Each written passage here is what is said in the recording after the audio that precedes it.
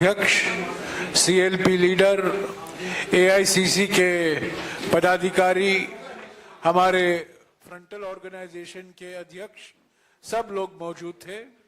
करीब 100 लोग आज इस बैठक में भाग लिए।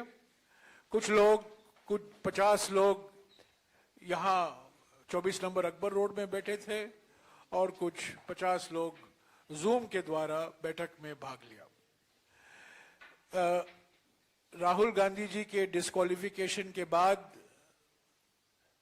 राजनीतिक प्रक्रिया क्या होनी चाहिए कांग्रेस पार्टी को, उस पर बातचीत हुई।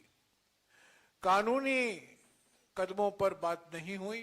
हालांकि हमारे प्रवक्ता और जाने माने वकील अभिषेक सिंघवी जी ने सभी साथियों को अवगत कराया कानूनी तौर से क्या कदम लिए जाएंगे, और उस पर आज अभिषेक सिंघवी जी ने भी एक प्रेस कॉन्फ्रेंस की है। तो 2 घंटे के लिए कानूनी प्रक्रिया पर नहीं बल्कि संगठन की ओर से क्या कदम लेने चाहिए उस पर बातचीत हुई। कई सुझाव आए। अगले 3-4 दिन में आप देखेंगे हमारे संगठन एआईसीसी की ओर से, पीसीसी की ओर से, डीसीसी की ओर से और हमारे जो फ्रंटल ऑर्गेनाइजेशन है उनके ओर से क्या प्रतिक्रिया होगी, क्या कदम वो लेंगे। देश भर में हम ये मुद्दा लेकर जाएंगे कि राहुल गांधी जी को जानबूझकर डिस्क्वालीफाई कराया गया है, क्योंकि पहले तो वो 2014 से मोदी सरकार के नियत और मोदी सरकार की नीतियों के खिलाफ अपनी आवाज उठाई। नोटबंदी के बारे में, जीएसटी के बारे में, निजीकरण के बारे में, विदेश नीति, खास तौर से जो क्लीन चिट प्रधानमंत्री ने दी चीन को जून 2020 को। तो 2014 से राहुल गांधी जी अपनी आवाज उठा रहे मोदी एक सरकार की नीयत और नीतियों के खिलाफ। दूसरा कारण यह है कि भारत जोड़ो यात्रा की सफलता से भारतीय जनता पार्टी घबराई हुई थी, परेशानी में थी। भारत जोड़ो यात्रा के दौरान कई प्रयास किए गए भारत जोड़ो यात्रा को, राहुल गांधी जी को बदनाम करने के लिए, पर वो विफल रहा। और भारत जोड़ो यात्रा न केवल कांग्रेस के लिए एक संजीवनी बनी बल्कि देश भर में एक नई उमंग देखने को मिला, नई उत्साह देखने को मिला और लोग पहचान गए कि भारत जोड़ो यात्रा हमारे राजनीति के लिए एक परिवर्तनकारी क्षण है। भारत जोड़ो यात्रा एक इवेंट नहीं था, एक मूवमेंट बन गया। तीसरा महत्वपूर्ण कारण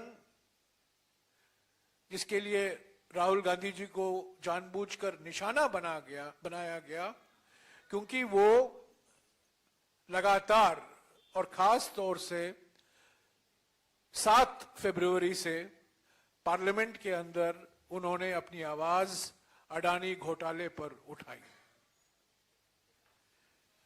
5 तारीख से कांग्रेस पार्टी ने रोज 3 सवाल पूछना शुरू किया प्रधानमंत्री से। राहुल गांधी जी ने 7 फरवरी को अपनी भाषण की।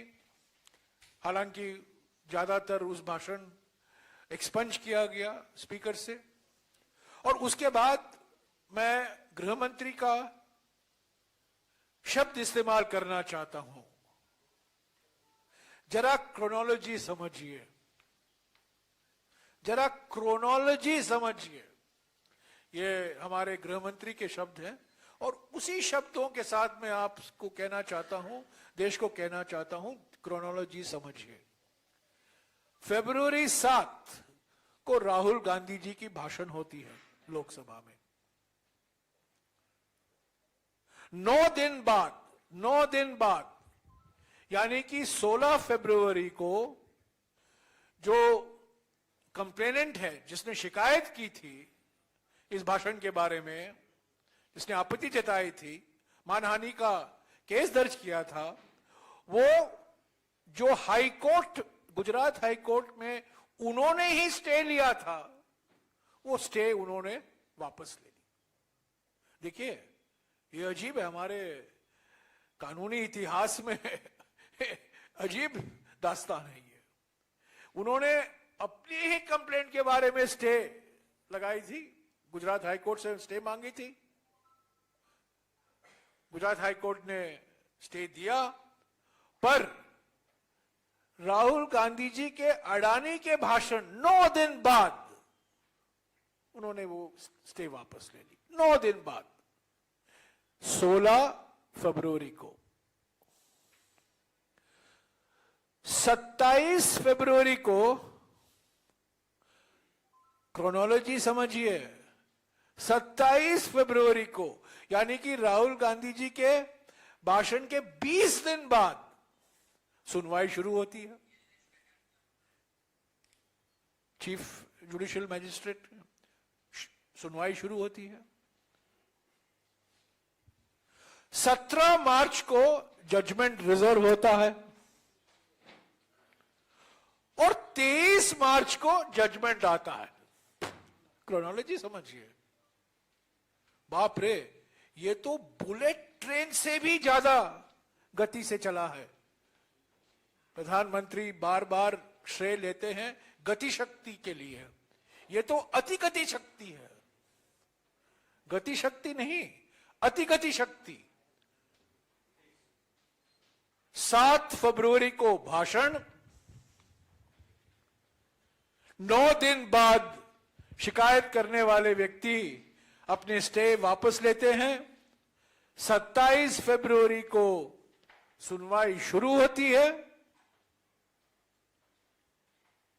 17 मार्च को रिजर्व किया जाता है निर्णय और 23 मार्च को कन्विक्शन का निर्णय, डिस्क्वालिफिकेशन का निर्णय, सब डिस्क्वालिफिकेशन का निर्णय तो आज आया है, पर कन्विक्शन का निर्णय कल यानी कि 23 मार्च को आया। तो ये 3 कारण हैं जो मैंने गिनाया आपको, जिसके लिए राहुल गांधी जी को कीमत चुकानी पड़ी, बहुत महंगा पड़ा। पहला, मोदी सरकार के खिलाफ अपनी आवाज उठाने के लिए, नोटबंदी के बारे में, जीएसटी के बारे में, चीन के विदेश नीति के बारे में, निजीकरण के बारे में। दूसरा, भारत जोड़ो यात्रा की सफलता के कारण। और तीसरा, अडानी घोटाले के बारे में जो उन्होंने खुलासा किया, और खास तौर से प्रधानमंत्री की भूमिका, प्रधानमंत्री की नीयत, प्रधानमंत्री की नीति, प्रधानमंत्री की दोस्ती, जिसके कारण ये हम देख रहे हैं अडानी घोटाला, जो LIC, state bank of India और जो सार्वजनिक वित्तीय संस्थाएं हैं, उस पर उनको इतना नुकसान पहुंचा है। तो ये इन सब बातों पर चर्चा हुई और हम इसको एक आंदोलन, जन आंदोलन के रूप में आगे ले चलेंगे। न केवल दिल्ली में, पार्लियामेंट तो सोमवार या मंगलवार को खत्म होने वाला है, एडजर्न साइने डाई होगा, पर राज्यों में, जिलों में, ब्लॉक में हम ये अभियान ले चलेंगे। हमारे संगठन, डिस्ट्रिक्ट लेवल संगठन, ब्लॉक के स्तर पर संगठन, ऐसे तो हाथ से हाथ जोड़ो अभियान तो चल ही रहा है कई राज्यों में, पर उसके साथ साथ ये जन चेतना कार्यक्रम, संविधान बचाओ कार्यक्रम, अभियान चलाया जाएगा राहुल गांधी जी के डिस्क्वालिफिकेशन को लेकर। यह बात भी उठी कि कई विपक्ष पार्टियों ने आलोचना की है इस डिस्क्वालिफिकेशन का, और हमारी पार्टी ने इन बयानों का स्वागत भी किया। अगर आपके कुछ सवाल हैं, ऐसे तो कुछ सवाल नहीं होंगे, मैंने सारे सवाल के जवाब मेरे वक्तव्य में दे दिया है, तो अगर आप इजाजत दें मैं अपनी दूसरी मीटिंग में जाऊं। हाँ जी, एक या दो सवाल। कल से शुरू होगा, आप देखते जाएंगे। अभी अभी अभी मीटिंग होगी, उस पर जो कार्यक्रम होगा, टाइम टेबल होगा, वो तय किया जा रहा है। सोमवार से शुरू होगा, सोमवार से शुरू होगा। अरे कमेटी बनेगी, कमेटी के बिना कुछ काम नहीं होता। कमेटी बनना जरूरी है, कमेटी रूप देती है। कार्यक्रम आपको सोमवार से दिखाई देगा।